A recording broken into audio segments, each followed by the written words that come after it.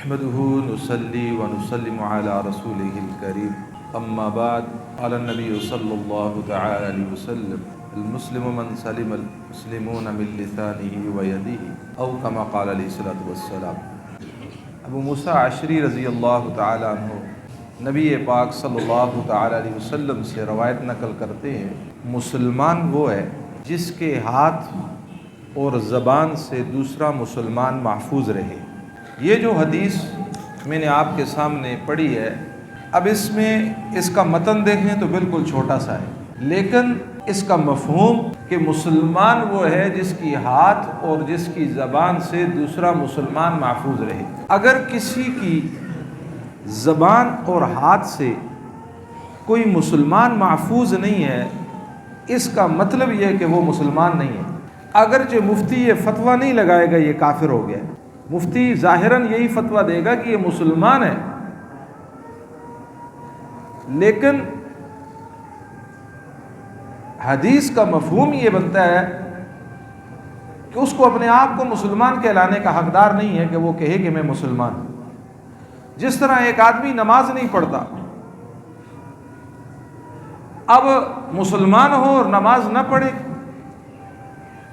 تو ظاہراً یہ مسلمان کہلانے کے لائق نہیں ہے۔ جو مسلمان نماز نہیں پڑھ رہا وہ مسلمان اپنے آپ کو مسلمان نہ کہے۔ بہت ساری روایت ہیں، فرمایا جو بے نمازی مر جائے اس کو مسلمانوں کے قبرستان میں بھی دفن نہ کرو۔ یہ اتنا بڑا گناہ ہے، لیکن مفتی فتویٰ نہیں لگائے گا۔ اس حدیث کا تعلق ان باتوں کو میرے سمیت ہر آدمی اپنے پلے باندھے۔ اس حدیث کا تعلق معاشرت کے ساتھ، جن کو آج مسلمان دین کا باپ سمجھتا ہی نہیں ہے۔ اب آپ دیکھیں کہ نماز کا حکم قرآن میں غالباً 63 دفعہ آیا ہے یا سے زیادہ آیا ہوگا، لیکن پورے قرآن میں اللہ نے کہا ہے نماز پڑھو، لیکن طریقہ نہیں بتایا۔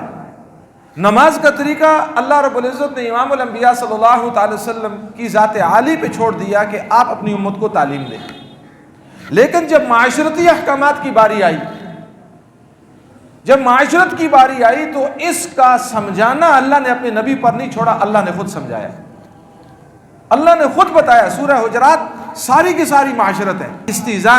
استئذان کا مطلب ہے اجازت لے کر گھر میں کیسے داخل ہونا ہے۔ اپنے گھر جا رہے ہیں، کسی کے گھر جا رہے ہیں، اندر داخل کیسے ہونا ہے۔ 2 رکوع اللہ نے صرف اس استئذان کے بارے میں اتار دیے کہ بھائی اجازت کیسے لینی ہے جا۔ 2 چیزوں کا ذکر کیا، فرمایا کہ مسلمان وہ ہے جس کے ہاتھ اور زبان سے دوسرا کیا رہے، محفوظ رہے۔ اور ہمارے معاشرے میں کہتے ہیں دیکھے نا کہ جی گل کی تھی تو بھی دیکھے میں کیا جا جواب دیتا ہوئے۔ یہ حضور کا امتی ہے، اس کا حضور علیہ الصلوۃ والسلام کی امت کے ساتھ تعلق ہے۔ اللہ کی ذات عالی پہ کچھ نہیں چھوڑنا ہے۔ کوئی ایک جلی ہوئی بات کرتا ہے تو یہ اس سے زیادہ جلی ہوئی بات کرتے، مذاق اڑانا، تمسخر اڑانا، حقیر سمجھنا، کسی کو کمزور سمجھنا۔ میرے محترم دوستوں اور بزرگوں، اب صرف انسان، یہ دیکھو نا، مختلف مذاہب کے لوگ جب آپس میں ملتے ہیں تو ملتے وقت مختلف الفاظ استعمال کرتے ہیں۔ کوئی کیا لفظ، کوئی ہیلو کہتا ہے، کوئی کیا کہتا ہے، کوئی کیا کہتا ہے، کوئی کیا کہتا ہے۔ آپ جانتے ہیں، مجھ سے زیادہ جانتے ہیں۔ لیکن مسلمان کو کیا کہا ہے کہ جب تیری کسی سے ملاقات ہو مسلمان سے تو کیا کہے، السلام علیکم ورحمۃ اللہ وبرکاتہ، کہ اے میرے مسلمان بھائی تجھ پر سلامتی ہو، تجھ پر رحمت ہو، تجھ پر برکت ہو۔ علماء نے لکھا ہے اگر یہ دعا کسی کے حق میں قبول ہوگی نا، اس کا بیڑا پار ہو جائے گا، کیونکہ معمولی الفاظ نہیں ہے۔ تجھ پہ سلامتی ہو، رحمت ہو، برکت ہو۔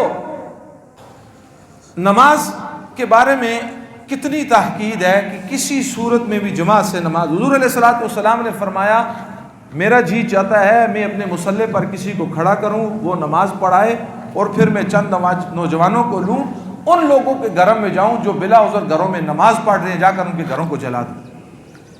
اب آپ یہ دیکھیں کہ بلا عذر گھروں میں نماز پڑھنے کے بارے میں کتنی سخت وعید ہے۔ لیکن حضور علیہ الصلوۃ والسلام بیمار ہیں، اس کے باوجود 2 صحابہ کے سہارے سے آپ مسجد نبوی میں تشریف لا رہے ہیں، نماز کو نہیں چھوڑ رہے۔ تو میرے محترم دوستوں اور بزرگوں، مسئلہ ہے، فرمایا کہ اگر کوئی ایسا شخص کو کوئی ایسی بیماری ہے جس بیماری سے اس کو بدبو آتی ہے، اب یہ آدمی مسجد میں نہ آئے، اب اس کا مسجد میں آنا یہ گناہ ہے، مسجد میں جماعت کے ساتھ پڑھنا اس کا گناہ ہے، کیونکہ اس سے دوسرے مسلمانوں کو کیا پہنچے گی؟ تکلیف پہنچے گی۔ اب یہ اپنے گھر میں نماز پڑھے۔ حجر اسود کو بوسہ دینا، روایت میں آتا ہے جو مسلمان حجر اسود کو بوسہ دیتے ہیں، بوسہ دیتے ہی اس کے گناہ گر جاتے ہیں۔ اب کتنی شان والا پتھر ہے، جنت کا پتھر ہے، کتنی عظمت ہے، کتنی شان ہے اس کی، کتنا مقام، کتنی رفعت ہے، لیکن فرمایا کہ سنو، اگر اس کو بوسہ دیتے ہوئے کسی مسلمان کو تکلیف ہو رہی ہے، کسی مسلمان کو ایذا پہنچا رہے ہو، فرمایا سنو، مسلمان کا ایذا پہنچانا حرام ہے، حجر اسود کو بوسہ دینا سنت ہے۔ اب مسلمان کو ایذا دے کر بوسہ دینا یہ دین نہیں ہے، اب بوسہ نہ دینا یہاں پر دین ہے، اب بوسہ نہیں دینا۔ حضور امام الانبیاء سرور کونین احمد مجتبیٰ صلی اللہ تعالی علیہ وآلہ وسلم، آپ پر تہجد فرض ہے، امت پر نہیں ہے، اور آپ رات کو تہجد کے لیے اس طرح اٹھ رہے ہیں کہ ازواج مطہرات جن کے ہاں آپ تشریف فرما ہے کہ میرے اٹھنے سے ان کی نیند نہ خراب ہو جائے۔ کس انداز سے اٹھ رہے ہیں، کس انداز سے وضو کر رہے ہیں، کس انداز سے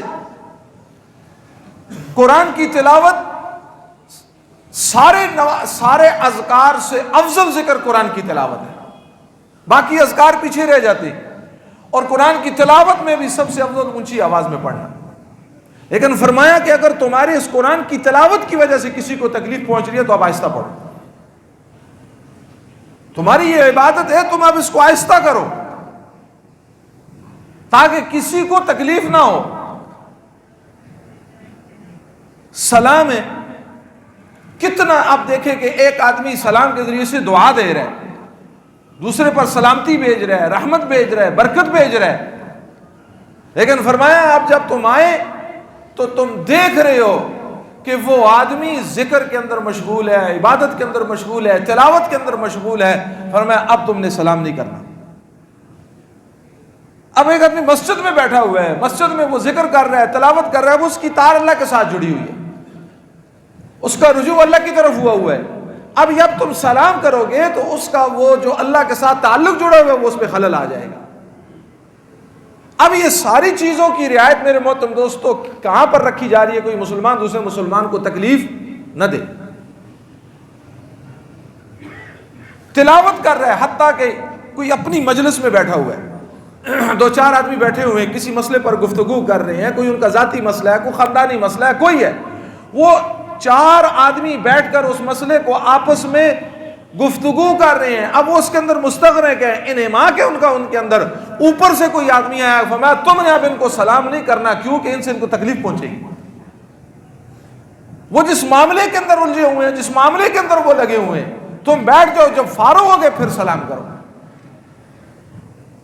اور ہمارے ہاں کیا ہے، کسی کو آپ نے خود دیکھا ہو، کسی کو کسی سے کام ہے، وہ آدمی نفل پڑھ رہا ہے، نماز پڑھ رہا ہے، تو کام والا آدمی آ کے ادھر بیٹھ جائے گا، جس کو کام ہے وہ اس کے ساتھ آ کر بیٹھ جائے گا، تاکہ اس کو یہ اندازہ ہو کہ مجھے اس سے کیا ہے، کام ہے، اور نماز پڑھنے والے کے سر پر بوجھ آئے گا، اور وہ کیا کہے گا کہ بھائی اب اس نے اٹھنا تو ہے نہیں ہے، میں جلدی جلدی نماز پھیروں۔ اب وہ جلدی سلام پھیرے گا، اس کی وجہ سے اب یہ اس کا بیٹھنا ہے، اس کو ایذا پہنچانا یہ حرام ہے، یہ معاشرت ہے، یہ معاشرتی احکامات ہیں۔ یہ بتایا گیا ہے کہ تم نے ایک معاشرے میں رہنا ہے، اس معاشرے میں تمہاری بیوی بھی ہے، اس معاشرے میں تمہارے بچے بھی ہیں، اس معاشرے میں تمہاری بہنیں بھی ہیں، والدین بھی ہیں، اس معاشرے میں تمہارے عزیز و قارب بھی ہیں، تمہارے دوست احباب بھی ہیں، تمہارا برتاؤ ان کے ساتھ کیا ہے۔ زیادہ ایک آدمی نفل نہیں پڑھتا، اذکار نہیں کرتا، لیکن میرے محترم دوستو اس کی زبان اور اس کے ہاتھ سے دوسرے مسلمان محفوظ ہیں، اس کا دین محفوظ ہے۔ اور پھر دوسری چیز فرمائے کہ تمہاری ہاتھ سے بھی کسی کو تکلیف نہ پہنچے۔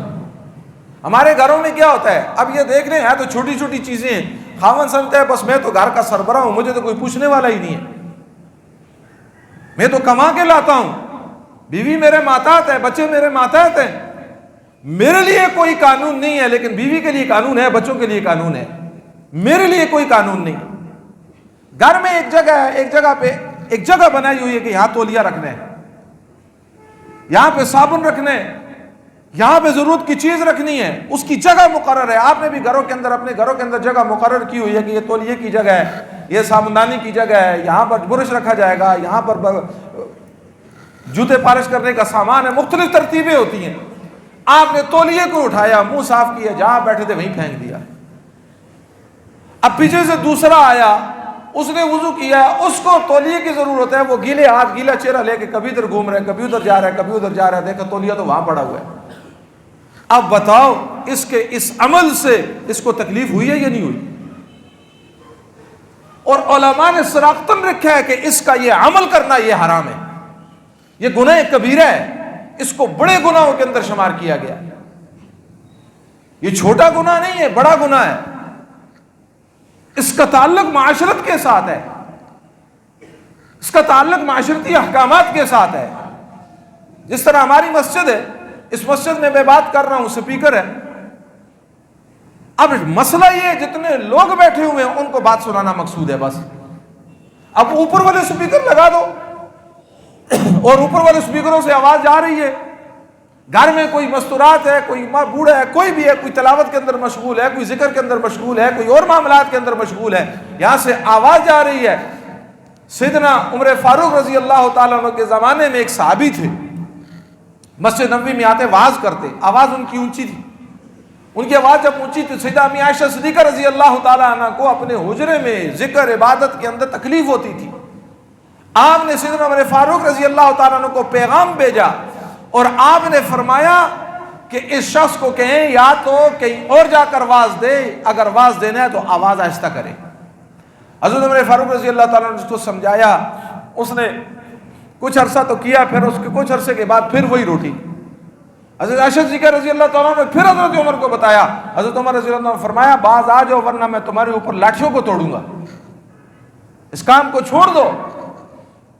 اور اگر میرے محترم دوستوں اور بزرگوں معاشرتی باب، معاشرتی احکامات اور ان کا دین زندہ نہ ہونے کی وجہ سے اگر کسی کو اس بات کو جی ہم تو دین کی محنت کر رہے ہیں، ہم تو لاؤڈ سپیکر پہ کوئی گانے تو نہیں گا رہے، لاؤڈ سپیکر پہ کوئی اور کام تو نہیں کر رہے، بھائی کام تو دین کا کر رہے ہو، لیکن شریعت نے اس کی حدود مقرر کر دی ہے، شریعت نے اس کی حد بتا دی ہے کہ تیرے مخاطب سامنے جب مجمع بیٹھا ہوا ہے بس ان تک تیری آواز ہونی چاہیے۔ اسی طرح میرے محترم دوستوں اور بزرگوں اجازت کے متعلق فرمایا کسی کے گھر میں جاؤ تو دروازے سے ہٹ کر کھڑے ہو، تھوڑا سا دروازہ کھولا ہوا ہے، اگر گھر کے اندر نگاہ چلی گئی، فرمایا اندر تو نہیں گیا، یہ ایسا ہے کہ یہ گھر کے اندر سے ہو کر آ گیا۔ ایک طرف ہٹ کے کھڑا ہوا، دستک دی، ایک دفعہ دستک دی، اندر سے جواب نہ آیا، دوسری دفعہ دستک دی، جواب نہ آیا، تیسری دفعہ دستک دی، فرمایا برا نہ بناؤ، واپس چلے جاؤ، برا نہیں بنانا، واپس چلے جاؤ۔ اور ہماری حالت کیا ہے؟ بس جی جب تک اب وہ کس حالت میں ہے، بیت الخلاء کے اندر ہے، وہ غسل کر رہا ہے، اس کی کیا کیفیت ہے، کیا ہے کیا نہیں ہے۔ اسی طرح ٹیلی فون ہے، دور جدید ہے، اس کا بھی شرعی مسئلہ یہ ہے، ایک دفعہ آپ نے کال کی اس نے نہیں اٹھایا، دوسری دفعہ کال کی اس نے نہیں اٹھایا، تیسری دفعہ کال کی تھی اٹھایا، اب اس کے بعد کال نہ کرو۔ اب یہاں تو بس بٹن پر دبایا ہوا ہے، دبایا ہوا ہے، دبایا ہوا ہے، دبایا ہوا ہے، وہ آدمی کس کام میں مشغول ہے، کس میں نہیں ہے۔ چھوٹی چھوٹی چیزیں ہیں، ان کا تعلق ہماری معاشرت کے ساتھ ہے۔ اور فرمایا اب تو زبان کے ساتھ اور ہاتھ کے ساتھ کسی کو تکلیف نہ دے۔ گھر کے اندر بیوی ہے، اس کو ہم نے خرید کے تو نہیں لایا، میرے محترم دوستوں اور بزرگوں، وہ کسی کی کیا ہے؟ بیٹی ہے، وہ کسی کی بہن ہے۔ اب وہ میرے گھر کے اندر آ گئی، اللہ نے اس کا نکاح، اس کا رشتہ میرے ساتھ جوڑ دیا ہے، اب اس کے متعلق جو دین ہے، اسی طرح خاوند کے متعلق جو دین ہے۔ اور ایک بات یاد رکھیں، معاملہ کہاں خراب ہوتا ہے؟ آج ہمارے پاکستانیوں کا مزاج بھی بڑا عجیب ہے نا. پاکستانیوں کو سیدھی بات ہے، کہتے ہیں خود تو جنتی نظر آتا ہے، اگلے والے سارے اس کو جنمی نظر آتے ہیں. سارا دین اپنے اندر نظر آتا ہے، باقیوں سارے اس کو بے دین نظر آتے ہیں. حقیقت بات ہے. دوسروں کے متعلق اس کے میسج بھی آ رہے ہوتے ہیں، ایسے ہو جاؤ ایسے ہو جاؤ. میرے محترم دوستوں اور بزرگوں، آج نیت کر لیں انشاءاللہ دوسروں کو نہیں دیکھنا، اپنی ذات کو دیکھنا ہے بس. کیا میں دین کے اعتبار سے میں کامل ہوں کہ میرا معاملہ، میرے جو ارد گرد رہنے والے جو لوگ ہیں، کبھی میں نے ان کا دل دکھایا ہے؟ بچوں کا دل دکھایا ہے؟ بیوی کا تو میں نے کبھی دل نہیں دکھایا ہوگا. اس لیے میرے محترم دوستوں اور بزرگوں، اللہ نے کہا ہے الرجال قوامون علی النساء. اس کا یہ مطلب نہیں ہے کہ جو ہماری زبان میں آئے ہم اس کو وہی کہیں. اور اب یہاں تک دیکھو، یہاں تک میرے محترم دوستوں اور بزرگوں، یہ ہے چھوٹی چھوٹی چیزیں، لیکن انہی کی وجہ سے ہمارا گھر بگڑتا ہے.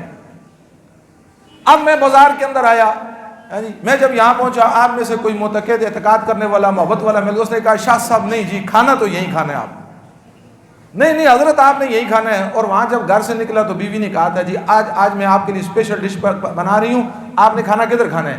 ہمارے ساتھ کھانا ہے. اب یہاں آئی جائے ہو گئی شاہ صاحب. اور اب انکار کریں تو پھر او بھائی اللہ کے بندے، آج میں نے گھر میں کھانا کھانا ہے. وہ گھر والے انتظار کر رہے ہیں. وہ خیر ہے جی، گھر تو روز کھاندے ہو. اب تمہیں کیا پتا شاہ صاحب نے یہاں کھانا کھا لیا، جب گھر میں جائے گا کیا اشر ہوگا. ڈرتے تھے سارے ہیں نا، مسئلہ تھے کوئی یہ جو گال ہے کوئی نہیں. تو اس لیے بھائی ٹھیک ہے نا، وہ کیونکہ یہ دن عید کے چل رہے ہیں. کون سے چل رہے ہیں؟ خوشی کے دن چل رہے ہیں نا. وہ ایک مسجد ہے نا، مسجد میں ایک آدمی آیا، اس نے وضو کیا، بڑے اچھے انداز سے وضو کیا، بڑے خشوع خضوع کے ساتھ وضو کیا. آ کر بڑیاں لمیاں رکھتا پڑیاں، پھر رو رو کے دعا مانگی. مسجد میں وہ لوگ بھی بیٹھ کے دعا کر رہے تھے. کہتے یار یہ بہت بڑا کوئی ولی آ گیا. کون آ گیا؟ ولی آ گیا. اس کے پیچھے سارے بیٹھ کے انتظار کر رہے ہیں. وہ گھنٹہ 2 گھنٹے دعا مانگتا رہا. اس نے ہاتھ پھیرا، کہا حضرت کیا حال ہے آپ کا؟ ٹھیک ہے. سارے اب بیٹھے ہوئے ہیں ماشاءاللہ. حضرت کی پاؤں دبا رہے ہیں. حضرت آپ کس کے مرید ہیں؟ انہیں ہے جی میں رن مرید ہوں. کون رن مرید ہے؟ بیوی مرید ہوں. انہیں ہے جس پھر ساری پیر پائیاں. وہ جو پہلے بیٹھے ہوئے تھے نا، وہ بھی وہی بیٹھے ہوئے تھے. بات سمجھ آئیے نہیں؟ اس لیے میرے محترم دوستوں اور بزرگوں، اب وہ دیکھو کہ اس کی ساری کائنات خامن سے شروع ہوتی ہے. خامن پہ سیدھی اور صاف بات ہے. وہ سارا دن گھر کا کام کاج کرتی ہے اور اس انتظار میں ہوتی ہے خامن گھر میں داخل ہوگا، میٹھے 2 بول بولے. اب یہ خان صاحب گھر جا رہے ہیں، اس کو دکان کی بھی ٹینشن ہے، اس کو ادھار کی بھی ٹینشن ہے، اس کو ساری ٹینشن ہے. وہ تو پتہ ہی کوئی نہیں، میں کہا اتنے پہاڑ چاہے تھے باہر جس طرح صاحب ہی کوئی نہیں. وہ بھائی جتنی ٹینشن ہے وہ کدھر چھوڑ کے جانی ہے؟ دکان کی ٹینشن ہے، دکان پہ چھوڑو. اس کا تعلق ان کے ساتھ کیا ہے؟ بچوں کے ساتھ کیا؟ اپنی ذاتی ٹینشن. جو ہی کھاتا بند کیا، ٹینشن کو بھی اس کے اندر ڈال کے تالا لگا دیا. بس یہاں سے خوشی خوشی گھر جانا ہے، اس لیے کہ ہم نے اپنی زبان اور ہاتھ سے کسی کو نقصان نہیں پہنچانا. تو میرے محترم دوستوں اور بزرگوں، آپ جائیں گھر میں، 2 بول آپ خوشی کے بولیں گے، آپ اپنی آپ کی اہلیہ کی خوشی کی انتہا نہیں رہی. آپ نے ایک اللہ کی بندی کا دل خوش کیا ہے. میرے محترم دوستوں، وہ آپ کے لیے گھر میں بیٹھ کے نظروں کی حفاظت کر رہی ہے. وہ آپ کے بیٹھ میں اپنی عزت اور آبرو اور میرے محترم دوستوں ناموس کی حفاظت کر رہی ہے آپ کی وجہ سے. آپ اس کے لیے ڈھال ہیں. تو خیر ہے، کبھی کوئی کڑوی کسیلی بھی بات ہو جائے، ذہن بنا لو، خیر ہے، کوئی گال نہیں. آج تو سننا ہی سننا ہے، جو مرضی آئے. ایک ہی کرنے میں جو پاسا، دوے کرنے میں جو کہ کرساں کٹ چھوڑ ساں. اس لیے میرے محترم دوستوں اور بزرگوں، فرمایا مسلمان وہ ہے جس کے ہاتھ اور زبان سے دوسرا مسلمان کیا ہو؟ محفوظ رہے. ہم نے اپنی زبان سے اور اپنے ہاتھ سے کسی کو تکلیف نہیں دینی. اپنے اوپر دکھ سہ لینے ہیں، اپنے اوپر غم سہ لینے ہیں، لیکن کسی اور آگے پھر میرے محترم دوستوں اور بزرگوں، جب ہمارے بچوں یا بچیوں کی شادی آ جائے، اس لیے خدا کے لیے اس وقت جو ہمارا معاشرہ ہے، ٹھیک ہے ہم نوجوان بچوں اور بچیوں کی شادی کر دیتے ہیں، لیکن ان بچوں کو شادی سے پہلے دین سکھاؤ. ان کو دین کا بہرہ ور کرواؤ. نہ بچی کو پتہ ہوتا ہے خامند کے کیا حقوق ہیں، نہ خامند کو پتہ ہوتا ہے. وہ پہلے دن آتی ہے، اسی کوشش میں لگی رہتی ہے بس اس کو والدین سے جدا کرو. بس یہ ہو رہا ہے نہیں ہو رہا، بس اس کو تو یہاں سے نکال کے لے کر جانا ہے. اس کی پہلے دن یہ کوشش ہوتی ہے. اور ادھر والدین کی یہ کوشش ہوتی ہے کہ یہ ہم سے جدا نہ ہو، بس یہ بیوی کے ساتھ اس کا معاملہ ٹھیک نہ ہو۔ میرے محترم دوستوں اور بزرگوں، یہ ساری چیزیں اس وجہ سے ہیں کہ اولاد کو دین نہیں سکھایا۔ جب دین کو مقدم رکھیں گے، اولاد کو دین سکھائیں گے، پھر میرے محترم دوستوں اور بزرگوں ہمارا معاملہ معاشرہ امن کا گہوارہ بنے گا۔ اور مجھے یہ بتاؤ، جب ہم بچے اور بچی کی شادی کرتے ہیں جس کی بنیاد ہی اللہ کی نافرمانی پہ ہو، وہاں رحمت کیسے آ سکتی ہے، برکت کیسے آ سکتی ہے؟ شادی ہو رہی ہے، ہندوانہ رسمیں ہو رہی ہیں، ہندوؤں کے طور طریقے، یہ سارے پرانے زمانے، آپ پرانے بزرگ جو آج تک موجود ہیں ان سے آپ پوچھیں، یہ جو ہندو ہوتے تھے نا، ہندو، یہ ڈھول اور ناچ اور گانا ان کی شادیوں میں ہوتا تھا، مسلمانوں کی شادیوں میں نہیں ہوتا تھا۔ دو موقع ایسے آتے تھے، کہتے تھے جب مسلمانوں کی مسجد غالباً 40 قدم دور رہ جاتی تھی، اس وقت ایک اعلان کرتا تھا مسلمانوں کی مسجد نزدیک آ گئی ہے، ڈھول بند کر دو۔ یا پرانوں سے پوچھ لیں، اس وقت وہ اعلان کرتا تھا۔ اور جب آزان کا وقت ہوتا تھا اس وقت اعلان کرتا تھا بھائی اب ناچ گانا سارا بند کرو، آزان ہونے والی، مسلمانوں کی آزان کا وقت ہے۔ ہندو اس بات کا ادب کر رہے ہیں۔ یہ طریقہ ہندوؤں کا تھا۔ آج ہمارا معاشرہ ہندوؤں سے بھی آگے نکل گیا ہے، آزان ہو رہی ہے، کوئی پرواہ نہیں ہے، مسجد کے ساتھ گا رہا ہے، مسجد کے سامنے میرے محترم دوستوں رنڈیوں کے گانے اور ناچ گانا لگا ہوئے، پھر کہتے ہیں رحمت برکتیں کہاں سے آئیں؟ جس بچے اور بچے کی شادی نافرمانی پہ، ناچ گانے پہ، مہندی اور پتہ نہیں کیسی کیسی دودھ پلائی رسم، اور پتہ نہیں سالیوں کے اندر دوست جا رہے ہیں، یار جا رہے ہیں، وہاں بیٹھ رہے ہیں، وہاں سے پیسے مانگے جا رہے ہیں۔ اور ایک اور رسم میرے محترم دوستوں، نینوتوا، یہ جو ہم شادی پہ جاتے ہیں نا، لفافہ لے کر جاتے ہیں، کیا کرتے ہیں؟ لفافہ جیب میں رکھتے ہیں۔ وہاں آپ کو مجھے آپ کو تو نہیں پتا، ہمارے گاؤں میں باقاعدہ آدمی بیٹھا ہوتا ہے، وہ کہتا ہے جی کہ نا جی میرا لکھو معین الدین شاہ ہوئے، کتنے آنے؟ 500 روپے آندہ۔ پھر وہ لکھتا ہے 500 روپیہ، پھر نیت ہوتی ہے یار میں 500 دیتا ہے 1000 تے دیسی نہ موڑ کے۔ یہ سود ہے، یہ سود اور حرام ہے، یہ صراحتاً مسئلہ ہے۔ کسی مفسر کی تفسیر آپ نکال کر دیکھ لیں۔ خدا کے لیے آپ نیت کریں کہ انشاءاللہ میں اپنے بیٹے اور بیٹی کی شادی کروں گا، جب میں کارڈ چھپواؤں گا اس کے اوپر لکھوں گا جتنے لوگ ولیمے کے اندر آئیں گے 7 پیسے کوئی نہ لے کر آئیں۔ یہ نیت کرو انشاءاللہ۔ حرام کا راستہ روکیں گے، حرام کو بند کریں گے۔ یہ ڈاکٹر صاحب نے مجھے کال کی، انہوں نے کہا یہ مسئلہ پڑھ رہے تھے ان کے سامنے، کہتے شاہ صاحب ایسے، میں نے کہا بالکل ایسے، کہتے ہیں ایک چیز کو زندہ کرتے ہیں، یہی لفافہ ہم اسپتال کی طرف لے کر جائیں، مشکل وقت میں لے کر جائیں، غمی میں لے کر جائیں۔ غمی پوچھ کے نہیں آتی، بیماری پوچھ کے نہیں آتی، غریب ہے اسپتال کے اندر پڑا ہوا ہے، وہاں تو کوئی لفافہ نہیں لے کر جاتا، وہاں تو اس کو پوچھنے کے لیے بھی کوئی نہیں جاتا۔ اس لیے میرے محترم دوستوں اور بزرگوں، نیت کرو کہ انشاءاللہ یہ اگر کوئی عزیز کوئی رشتہ دار بیمار ہو گیا تو یہ لفافہ ہم کدھر لے کر جائیں گے؟ اسپتال میں اس کو، اب اس کو اس وقت ضرورت ہے۔ شادی تو پلاننگ کے تحت ہوتی ہے، وہ تو سارے انتظامات کے تحت ہوتی ہے، غمی اور دکھ اور غم میرے محترم دوستوں پلاننگ کے تحت نہیں ہوتی۔ دعا فرمائیں جو کچھ کہا سنا اللہ رب العزت اس پر عمل کرنے کی توفیق عطا فرمائے۔